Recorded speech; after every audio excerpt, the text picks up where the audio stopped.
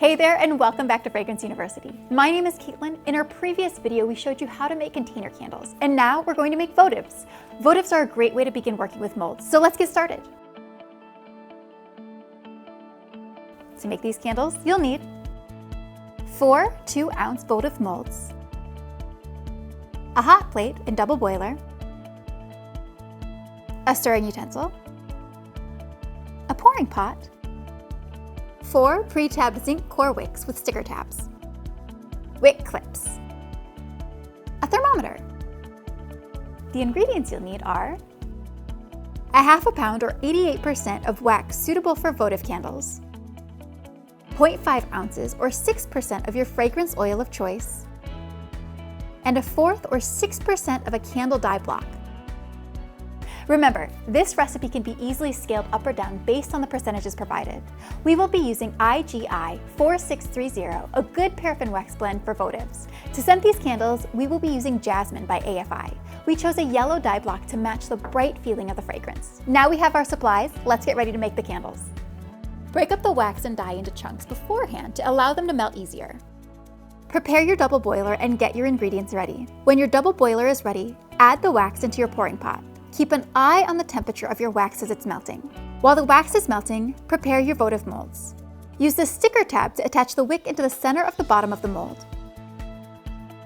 Straighten out the wick using a wick clip. Continuously check the temperature of your wax. Once it has liquefied and reached a temperature of 170 degrees, it's time to add your fragrance and dye. Start with your fragrance. Stir it thoroughly to ensure it's blended well. Next, add your broken up dye block until it's melted and completely saturated the wax. Now, remove your pouring pot from the double boiler and allow the wax mixture to reach 165 degrees. Pour about 80% of your mixture into each of the molds, making sure to keep them even. Leave the remaining 20% in the pouring pitcher to be used later. Let the initial pour cool for at least 4 hours. The curing process of the candle is crucial, and you should not attempt to speed it up by putting it in the freezer. You will notice that the wax may have sunken in around the wicks of your candles. We will be using the other wax we saved to fill this up and top off our molds. Remelt it in the pouring pot on the double boiler. Once it has reached 180 degrees, fill the sunken space of your candles in and top them off. It's important for your pour temperature to be slightly hotter when you're topping the molds off, as it will improve the wax's adhesion.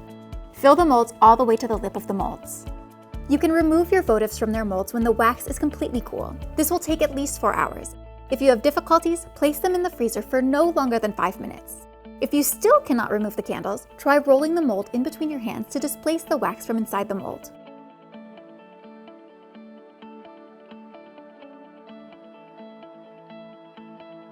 Remember to trim your wicks to 1/4 of an inch. We recommend leaving your candles to cure for at least a week before use.